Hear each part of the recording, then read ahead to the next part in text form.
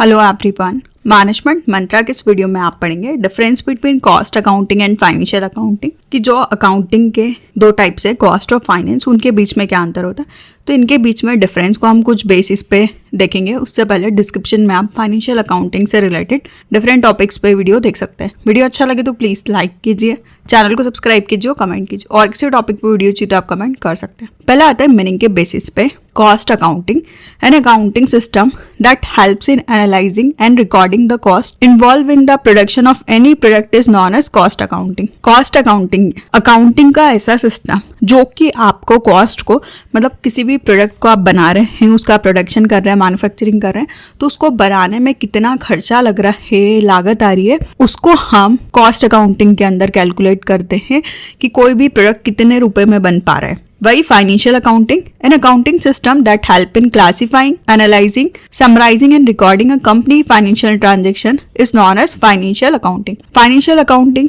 Help करता है कि आप जो भी आपके बिजनेस के अंदर, कंपनी के अंदर ट्रांजेक्शन्स हुए उनको रिकॉर्ड करें, क्लासीफाई करें, एनालाइज करें, समराइज करें कि कहाँ से पैसे आए गए, किसको कितने देने हैं, उन सारी चीजों के बारे में वो होता है फाइनेंशियल अकाउंटिंग। सेकेंड आता है ऑब्जेक्टिव के बेसिस पे cost accounting. Its objective is to ascertain the cost of production. Cost accounting का ऑब्जेक्टिव होता है कि प्रोडक्शन में कितनी कॉस्ट आपकी लग रही है, जब भी आप प्रोडक्ट को बना रहे हैं उसकी प्रोसेस में, उसको आप पता लगाते हैं। वही financial accounting, its objective is to create financial statement. इसका ऑब्जेक्टिव होता है कि आप फाइनेंशियल स्टेटमेंट को बना सकें।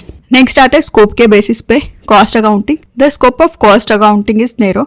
जो कॉस्ट अकाउंटिंग का स्कोप होता है वो छोटा होता है, सिर्फ आप प्रोडक्शन में इसका यूज करते हैं। वही financial accounting, the scope of financial accounting is broader and pervasive. जो फाइनेंशियल अकाउंटिंग है इसका स्कोप ज्यादा बड़ा होता है क्योंकि आप इसमें सारे ही फाइनेंशियल ट्रांजेक्शन को रिकॉर्ड करते हैं। साथ में हर फर्म के लिए कंपलसरी होता है कि वो फाइनेंशियल अकाउंटिंग का यूज करे, तो इसका स्कोप भी बड़ा होता है। नेक्स्ट आता है टाइम ओरिजन के बेसिस पे cost accounting. Cost accounting focus on short term planning and decision making typically with in the current accounting period. जो कॉस्ट अकाउंटिंग है इसका फोकस होता है कि आप शॉर्ट टर्म प्लानिंग करें और डिसीजंस को ले करेंट अकाउंटिंग पीरियड के अंदर, जो टाइम चल रहा है उसके अंदर शॉर्ट टर्म प्लानिंग के लिए कि आपकी कितनी कॉस्ट में प्रोडक्ट बन रहा है। अगर आपको लग रहा है कि ज्यादा कॉस्ट में बन रहा है तो आप उस पर कंट्रोल करेंगे, तो आप शॉर्ट टर्म प्लानिंग के लिए कॉस्ट अकाउंटिंग का यूज करते हैं। वही financial accounting takes a long term perspective and provide a historical record of the organization's financial performance over multiple accounting period। जो फाइनेंशियल अकाउंटिंग होता है इसके अंदर आपका लॉन्ग टर्म पर्सपेक्टिव होता है, आप लॉन्ग टर्म के लिए सोचते हैं, और ये आपको हिस्टोरिकल रिकॉर्ड प्रोवाइड करता है। मतलब ऑर्गेनाइजेशन के पुराने रिकॉर्ड्स भी आपको मिल जाएंगे और आप डिफरेंट ईयर के आपके परफॉर्मेंस को भी कंपेयर कर सकते हैं, देख सकते हैं।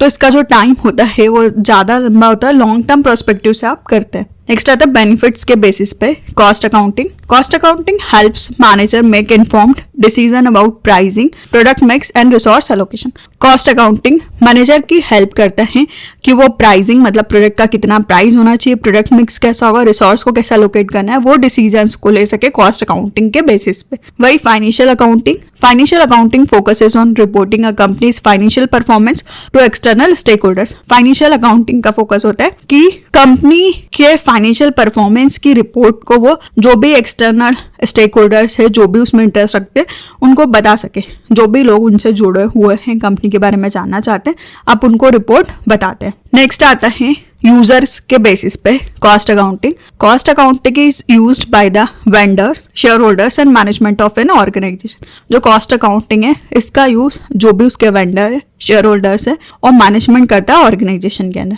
वही financial accounting, they are both internal and external user of the financial accounting. Internal में आपके एम्प्लॉयज, मैनेजमेंट जो कंपनी के अंदर के लोग हैं, और कंपनी के बाहर के कस्टमर, क्रेडिटर्स, सारे लोग आपके फाइनेंशियल अकाउंटिंग के यूजर होते हैं। नेक्स्ट आता है statutory requirement cost accounting. Big business houses need to perform a statutory audit of cost accounting. जो बड़े बिजनेस है वही कॉस्ट अकाउंटिंग का यूज करते हैं ताकि जो लीगली ऑडिट होता है उसमें वो किस तरीके से परफॉर्म कर रहे हैं वो पता चल जाए, इसलिए वही financial accounting. It is mandatory to prepare the financial statement of company. सभी कंपनी के लिए जरूरी होता है कि वो फाइनेंशियल स्टेटमेंट को बनाए और ये मैंडेटरी होता है। वही कॉस्ट अकाउंटिंग मैंडेटरी नहीं होता, जो बड़े बिजनेसेस रहते हैं वही इसका यूज करते हैं। नेक्स्ट आता है रिपोर्टिंग के बेसिस पे कॉस्ट अकाउंटिंग।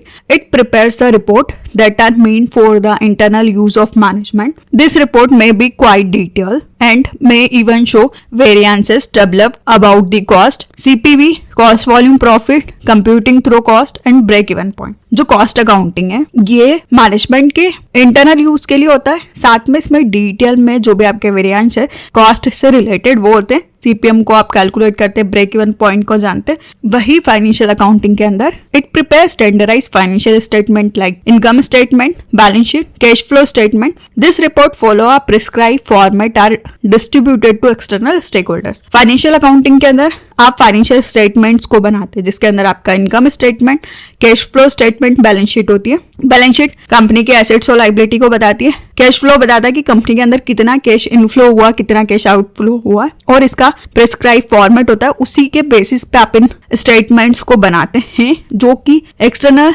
स्टेक होल्डर्स को इजी होता है कि वो उन रिपोर्ट्स को जान सकते हैं कि कंपनी किस तरीके से परफॉर्म कर रही है। नेक्स्ट आता है डिसीजन मेकिंग के बेसिस पे cost accounting. Historical information is used as the basis of decision making. It helps with short term operational decision. जो कॉस्ट अकाउंटिंग है इसके अंदर हिस्टोरिकल इंफॉर्मेशन का यूज किया जाता है, उसके बेसिस पे डिसीजंस को लिया जाता है और ये आपको शॉर्ट टर्म ऑपरेशंस के डिसीजन मतलब डे टू डे डिसीजन लेने में हेल्प करता है। वही financial accounting, here also historical information is used as the basis of decision making.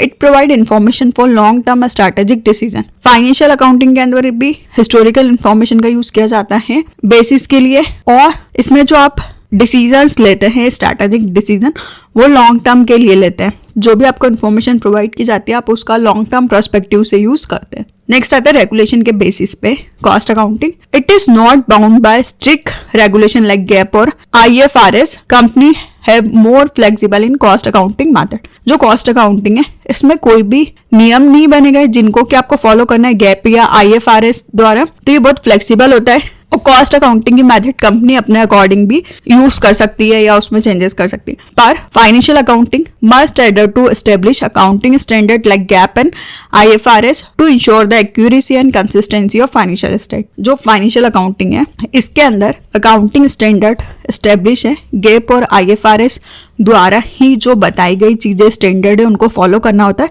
तभी आप सही एक्यूरेसी के साथ फाइनेंशियल स्टेटमेंट को बना पाते हैं। तो कॉस्ट अकाउंटिंग में आपको कोई रेगुलेशन को फॉलो नहीं करना पर फाइनेंशियल अकाउंटिंग में करना होता है। तो इस वीडियो में आपने देखा कि क्या डिफरेंस होता है कॉस्ट अकाउंटिंग और फाइनेंशियल अकाउंटिंग के अंदर। वीडियो अच्छा लगे तो प्लीज लाइक कीजिए, चैनल को सब्सक्राइब कीजिए, कमेंट कीजिए, और किसी टॉपिक पे वीडियो चाहिए तो आप कमेंट कर सकते हैं। Thank you.